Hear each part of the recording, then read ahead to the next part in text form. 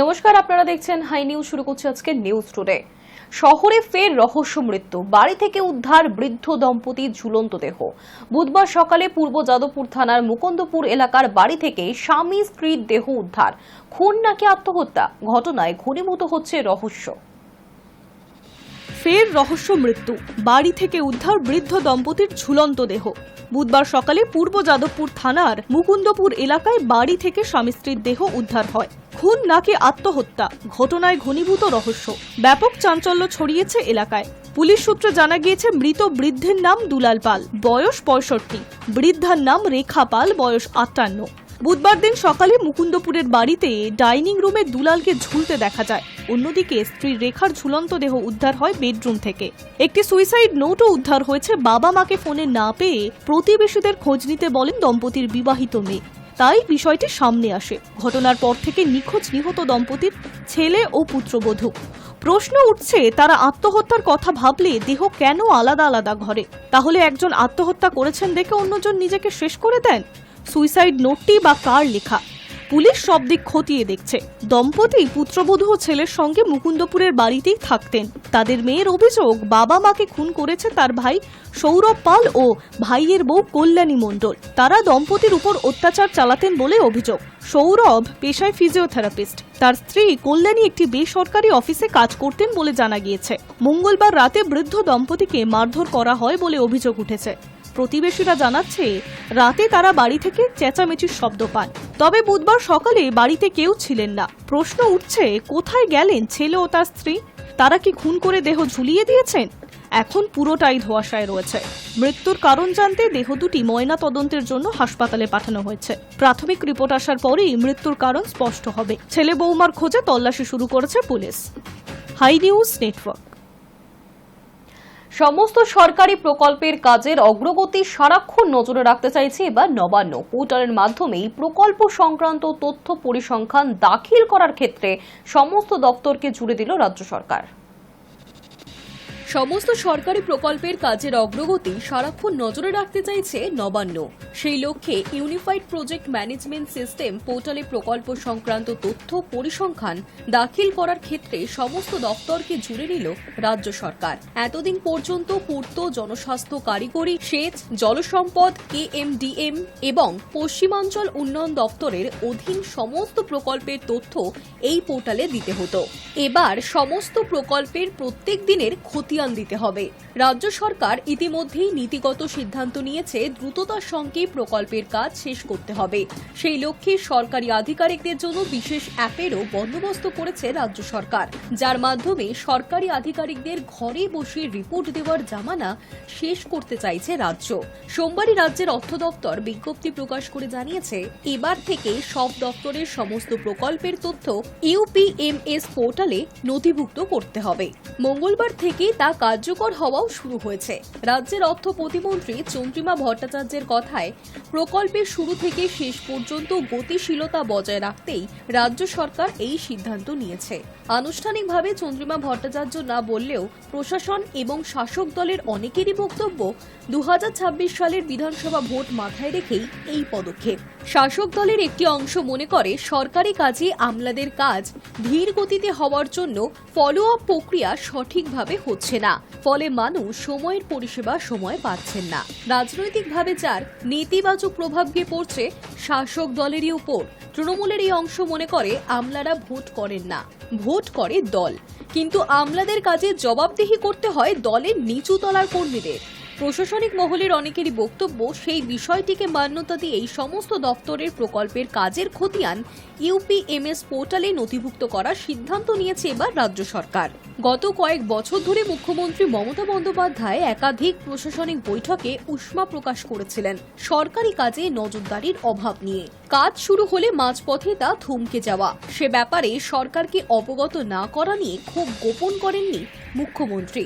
এবার সমস্ত দপ্তরকে কেন্দ্রীয়ভাবে পোর্টালে প্রকল্প সংক্রান্ত তথ্য জানানোর বিজ্ঞপ্তিও জারি করা হলো।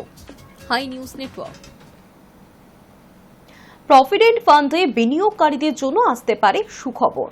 EPFOর সদস্যরা এবার অটো সেটেলমেন্ট অফ অ্যাডভান্স ক্লেমের ক্ষেত্রে 5 লক্ষ টাকা পর্যন্ত তুলতে পারবেন। প্রভিডেন্ট ফান্ডে বিনিয়োগকারীদের জন্য আসতে পারে সুখবর। কেন্দ্রীয় সরকারের এমপ্লয়িজ প্রভিডেন্ট ফান্ড অর্গানাইজেশনের সদস্যরা এবার অটো সেটেলমেন্ট অফ অ্যাডভান্স ক্লেমের ক্ষেত্রে 5 লক্ষ টাকা পর্যন্ত তুলতে পারবেন। শীঘ্রই এই সিদ্ধান্ত নিতে চলেছে সরকার। বর্তমানে এর পরিমাণ 1 লক্ষ টাকা। এই সিদ্ধান্তের ফলে উপকৃত হবেন ইপিএফওর 7.5 কোটি সদস্য।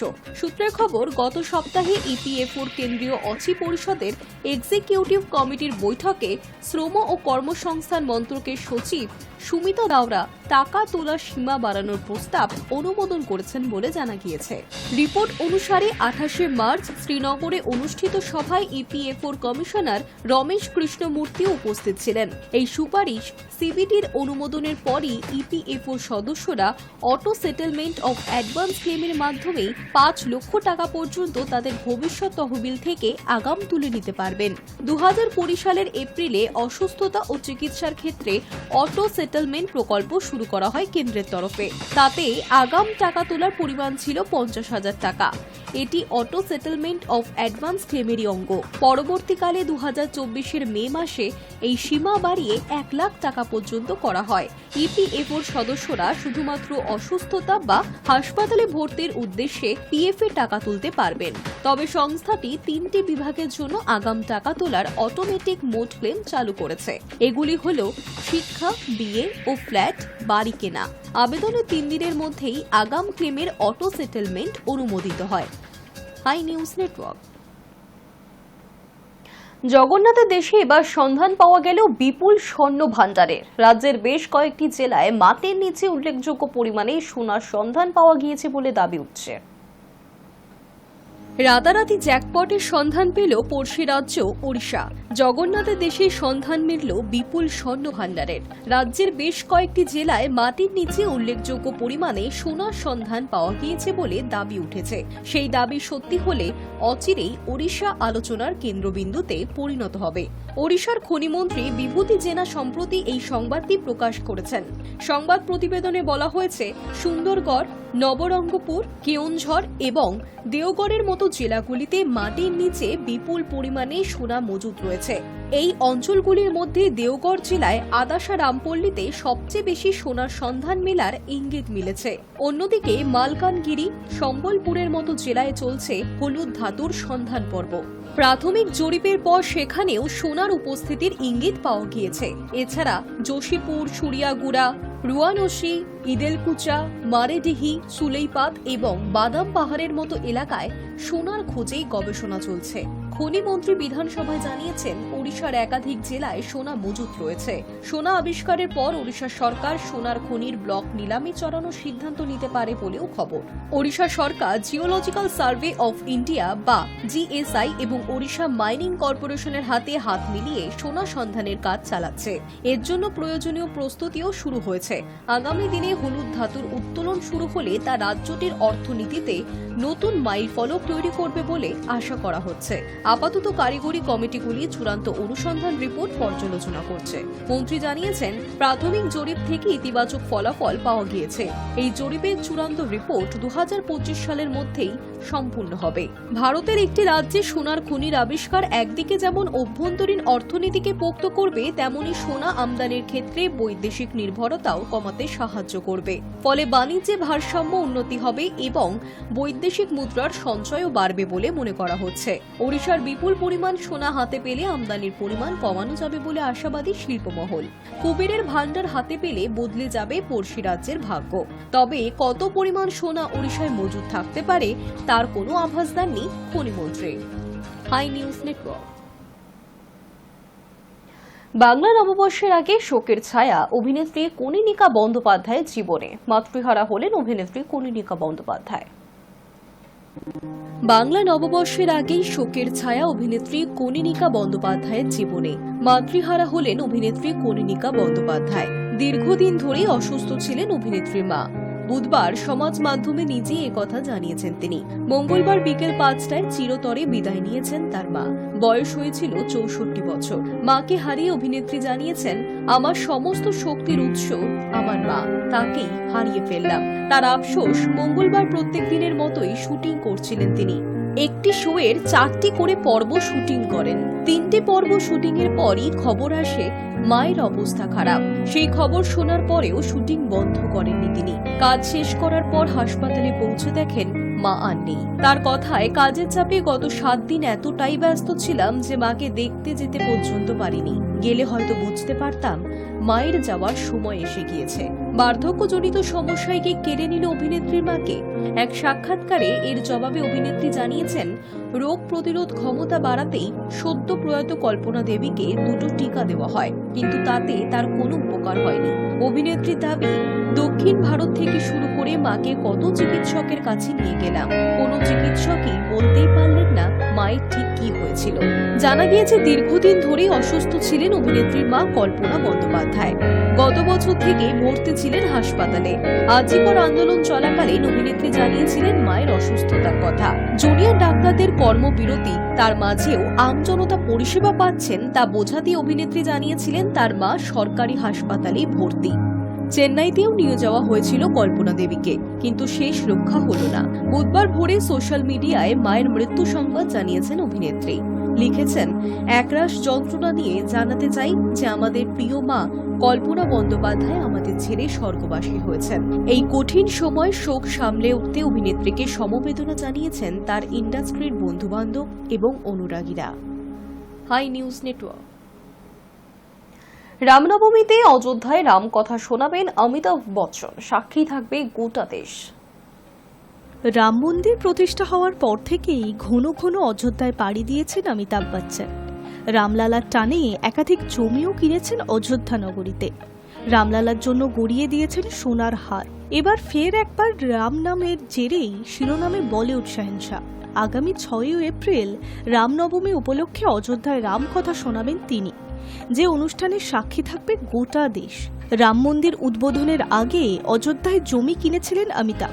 এমনকি রামলালার প্রাণ প্রতিষ্ঠার অনুষ্ঠানে ছেলে অভিষেক বচ্চনকে নিয়ে সশরীরে হাজির হয়েছিলেন বলিপাড়ার প্রবীণ সুপারস্টার।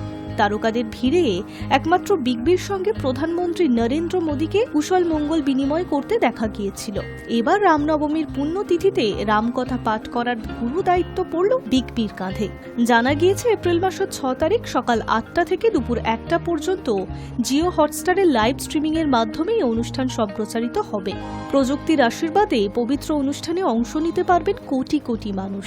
এই গুরু ভার পেয়ে নিজের অনুভূতি ভাগ করে নিয়েছেন বিগ বি। সিনিয়র অমিতাভ বচ্চনের কথায়, এমন পবিত্র অনুষ্ঠানে অংশ নেওয়া জীবনে এক বিরাট সম্মানের। রামনবমী শুধু উৎসব নয়, এক গভীর প্রতিফলনের মুহূর্ত।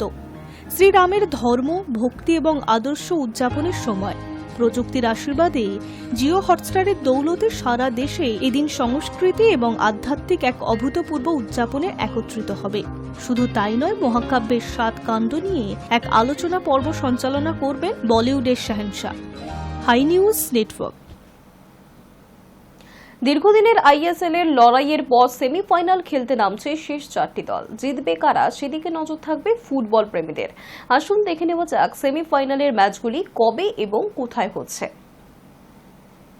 আইএসএল এর প্লে অফের ম্যাচ শুরু হয়েছে 29 মার্চ থেকে। প্রথম প্লে অফের ম্যাচ ছিল বেঙ্গালুরু বনাম মুম্বাই সিটি এফসি। এই ম্যাচ হয়েছিল বেঙ্গালুরুর ঘরের মাঠে শ্রী কান্তিরাবা স্টেডিয়ামে। ম্যাচে মুম্বাইকে 5-0 গোলে পরাজিত করে সেমিফাইনালে নাম লিখিয়েছিল বেঙ্গালুরু। এরপরে রবিবার অর্থাৎ 30 মার্চ নর্থ ইস্ট ইউনাইটেডের সঙ্গে ম্যাচ ছিল জামশেদপুরের। এই ম্যাচে ঘরের মাঠে 2-0 গোলে হারতে হয়েছিল নর্থ ইস্টকে। ম্যাচে কোয়ালিফাই করে সেমিতে ওঠে জামশেদপুর। 2 এপ্রিল থেকে শুরু হয়েছে আইএসএল এর সেমিফাইনাল। আর সেমিফাইনালের প্রথম লেগের খেলা শুরু হবে বেঙ্গালুরু বনাম গোয়া। আবারও বেঙ্গালুরু তাদের ঘরের মাঠে খেলবে। ম্যাচ রয়েছে সন্ধ্যা 7:30। অন্যদিকে জামশেদপুরের প্লে অফে জিতে মুখোমুখি হতে চলেছে মোহনবাগানের সঙ্গে। প্রথম লেগে এবার জামশেদপুর তাদের ঘরের মাঠ JRD টাটা স্পোর্টস কমপ্লেক্স স্টেডিয়ামে খেলবে। ম্যাচ রয়েছে 3 এপ্রিল সন্ধ্যা 7:30।